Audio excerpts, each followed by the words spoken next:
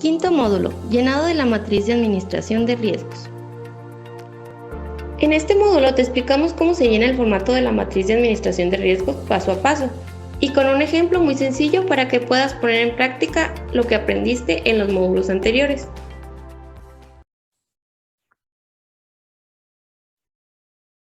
El formato de la matriz de administración de riesgos es un formato en Excel muy parecido a la versión de la Administración Pública Federal, pero con las adecuaciones de conformidad con el acuerdo por el que se emiten las disposiciones, marco integrado y manual administrativo de aplicación general en materia de control interno del Estado de Chihuahua.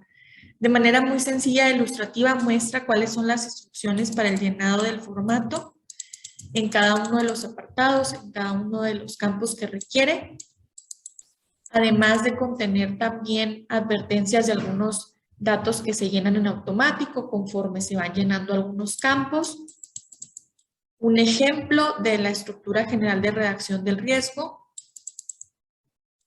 y también contiene información conceptual de definiciones, de lo que se considera como ciertas cuestiones de acuerdo con las disposiciones. Esta parte del instructivo contiene esa información que resultaría muy útil al momento de llenar cada uno de los campos del formato en cuanto al nivel de decisión del riesgo, en cuanto a la clasificación del riesgo, de los factores de riesgo, de los efectos del riesgo.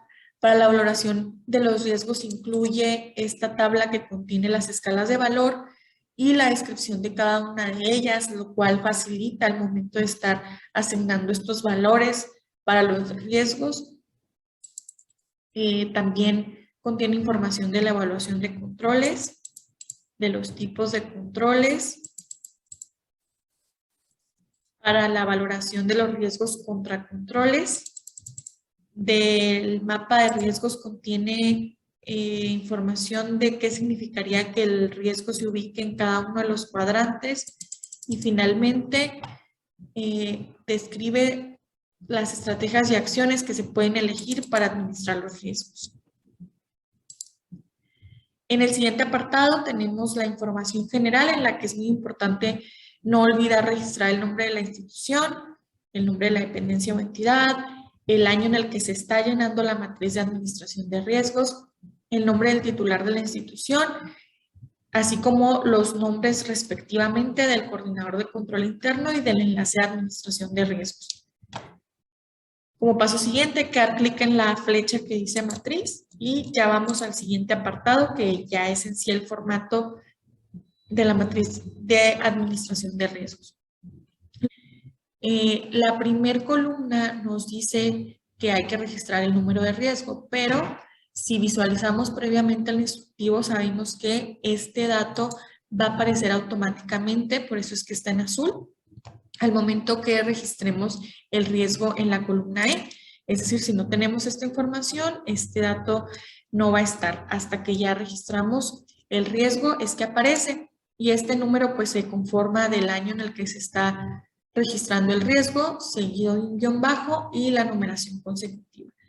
Hay que registrar solamente los riesgos estratégicos de la institución, es por ello que pues no deberíamos contener un gran número de riesgos en este formato.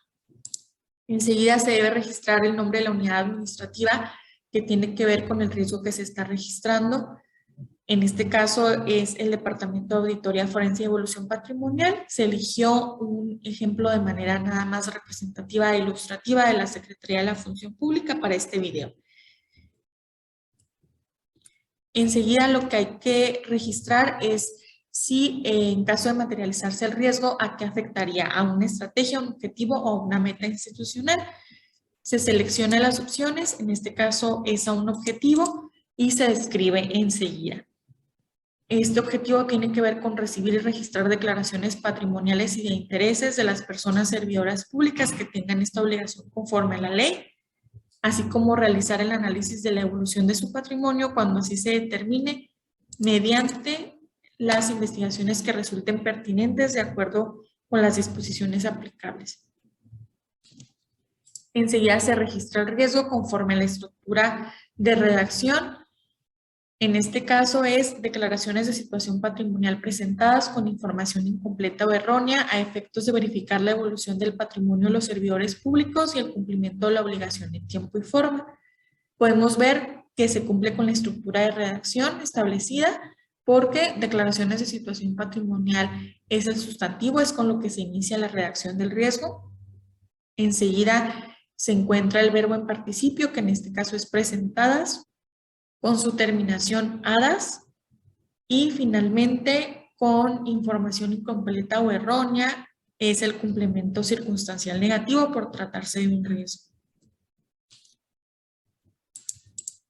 Enseguida se elige el nivel de decisión del riesgo. Por lo general siempre van a ser estratégicos o directivos. En este caso se eligió que es directivo. Luego se clasifica el riesgo. Seleccionamos de las opciones que trae el formato, que puede ser pues un riesgo estratégico, de reputación, operativo, financiero, de cumplimiento, de tecnología, de corrupción. Y en caso de que el riesgo que se esté registrando no se pueda clasificar con estas opciones, también podemos seleccionar otro y en automático la siguiente columna, la siguiente celda se habilita para que podamos especificar a qué otra clasificación estamos haciendo referencia. Si no es así, seleccionamos alguna de las que ya están previamente establecidas en el formato. La siguiente celda se pone gris para que no sea necesario registrar ninguna otra información. En este caso, el riesgo del que estamos hablando es un riesgo de cumplimiento porque afecta una obligación conforme a la ley. El siguiente apartado es el de los factores de riesgo. Debemos registrar los factores de riesgo que se han identificado, se deben describir, clasificar y determinar de qué tipo son. Pueden ser hasta 5 factores de riesgo identificados y estos factores de riesgo tienen que ver con las causas del riesgo o aquellas situaciones que puedan hacer que este riesgo se materialice más fácilmente. Entonces, en este caso se identificaron 3 factores de riesgo, 3 causas, 3 cosas que pueden hacer que este riesgo se materialice más fácilmente y son el desconocimiento de los servidores públicos y responsables de la recepción para el llenado y revisión respectivamente de las declaraciones de situación patrimonial, no contar con un sistema web de evolución patrimonial y declaración de intereses que asegure el correcto llenado, presentación y la base de datos confiable de los servidores públicos que han cumplido con esta obligación, la carencia de una base de datos confiable para la verificación y en su caso requerimiento del cumplimiento de la obligación. Enseguida se clasificaron estos riesgos. Trae también esta celda las diferentes opciones que pueden ser factores de riesgo del tipo humano, financiero presupuestales, técnico-administrativos, de TICs, materiales, normativos o de entorno.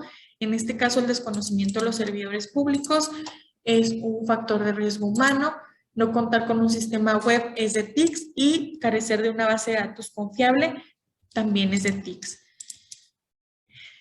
Ahora sí seleccionamos si se trata de un factor de riesgo interno o externo. En este caso todos son del tipo interno. Si llegáramos a seleccionar alguno que fuera, en este caso, de entorno, no podemos decir que es del tipo interno. De entorno implica necesariamente que sea un factor de riesgo externo. Entonces, como podemos observar, si llegamos a registrar alguna cosa erróneamente, pues la misma herramienta, el mismo formato nos va a indicar en los casos que así se determine, pues poniéndose en color rojo como en este caso, y también lo podemos ver a través del comentario que ya trae la propia celda. Volvemos, este era un factor de riesgo humano y también con el tipo interno, entonces no hay error hasta ahorita. En la siguiente columna se van a registrar los posibles efectos del riesgo. Pueden ser uno, pueden ser varios, dependiendo del riesgo que se esté registrando. En este caso, se registran como posibles efectos la dificultad para revisar la evolución patrimonial de los servidores públicos, declaraciones incompletas, diferentes criterios en la revisión y la omisión de los servidores públicos en el llenado de su declaración. con el incumplimiento de la Ley General de Responsabilidades Administrativas como consecuencia.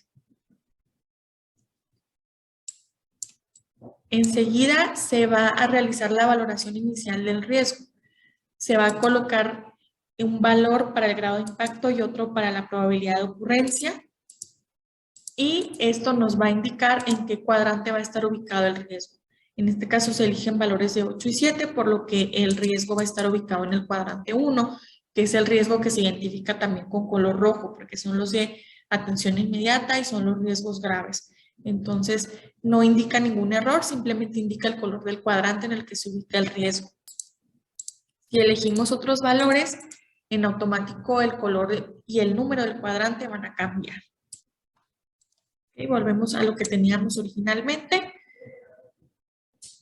Y vamos a determinar enseguida si tenemos controles en nuestra institución para el riesgo que estamos identificando. Lo más probable es que sí se cuente con controles de alguna naturaleza, por lo que pues siempre debemos registrar al menos uno por cada factor de riesgo. Entonces, si tenemos controles, ¿cuáles son? El primer factor de riesgo es la asesoría a los servidores públicos que tienen dudas en el momento de presentar su declaración. El siguiente es revisar las declaraciones patrimoniales al momento de presentarlas y un listado en Excel de las declaraciones patrimoniales que se reciben. Se elige de qué tipo son estos controles. En este caso todos son preventivos, pero podemos registrar también algunos controles que sean detectivos o correctivos. Enseguida se determina la suficiencia del control. Vamos a determinar y a registrar si sí o si no en cada caso, para si está documentado, si está formalizado, si se aplica o si es efectivo. Con uno solo de estos criterios que no se cumplan del control, vamos a determinar que el control es deficiente, como en este caso. Si está documentado, si se aplica y si es efectivo, pero como no está formalizado, el control es deficiente. Entonces, todos los controles que tenemos aquí son deficientes, por ende, el riesgo no está controlado suficientemente.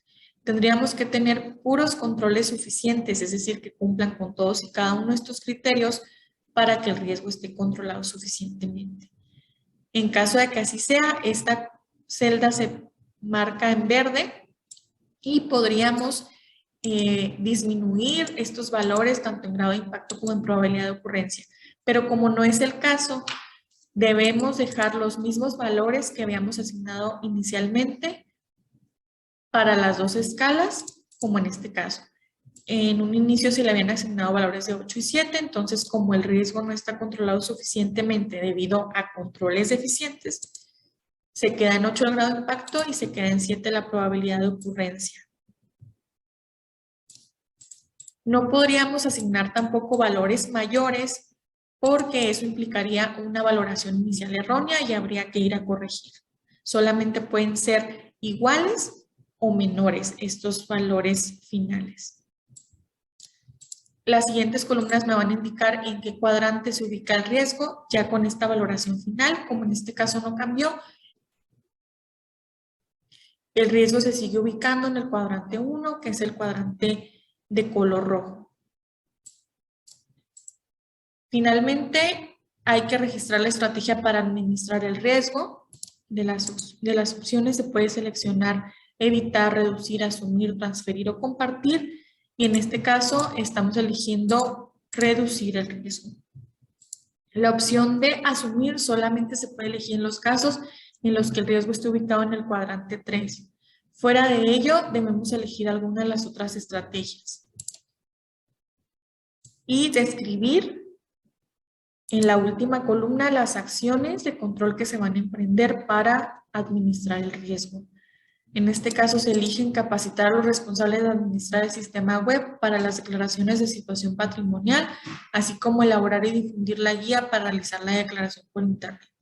Desarrollar un sistema web para la presentación y administración de las declaraciones de situación patrimonial conjuntamente con la instancia competente y mantener actualizada una base de datos a través del sistema web de evolución patrimonial respecto al cumplimiento de los servidores públicos para presentar sus declaraciones de situación patrimonial.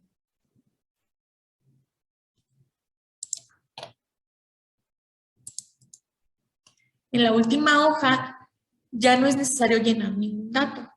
Todo es un resumen de lo que se registró en la hoja anterior y podemos ver una tabla con nuestros números de riesgo, la descripción del riesgo, el valor del grado de impacto final, el valor final de la probabilidad de ocurrencia, en qué cuadrante se ubica nuestro riesgo y también nuestro mapa de riesgos. Podemos ver que efectivamente con valores de 8 y 7 el riesgo se ubica en el cuadrante 1. El nombre de la institución también ya está colocado en automático y también el año en el que estamos llenando esta matriz de riesgos. Por ende, pues el mapa de riesgos va a coincidir también con ese mismo año.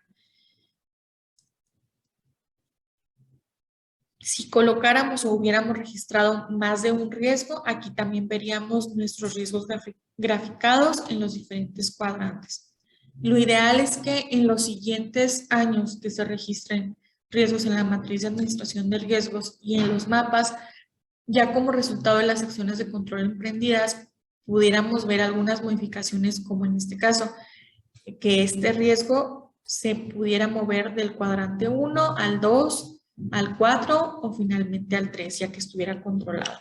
Esto no pasa en todos los casos, también por la naturaleza de los diferentes riesgos y de las propias instituciones. Entonces tampoco es obligatorio que conforme pase el tiempo se vayan moviendo los riesgos de cuadrante, pero sí sería lo deseable. También contiene este mapa de riesgos las firmas de quienes autorizan, supervisan, integran esta información. En este caso, quien autoriza va a ser la o el titular de la dependencia o entidad. Quien supervisa sería el coordinador de control interno y quien integra esta información, el enlace de administración de riesgos. Una vez que se tengan todos los datos y que se hayan consensuado con el grupo de trabajo, se puede proceder a imprimir esta hoja, que es la del mapa de riesgos institucional. Solamente esta hoja es la que se imprime y se envía una copia a la Secretaría de la Función Pública.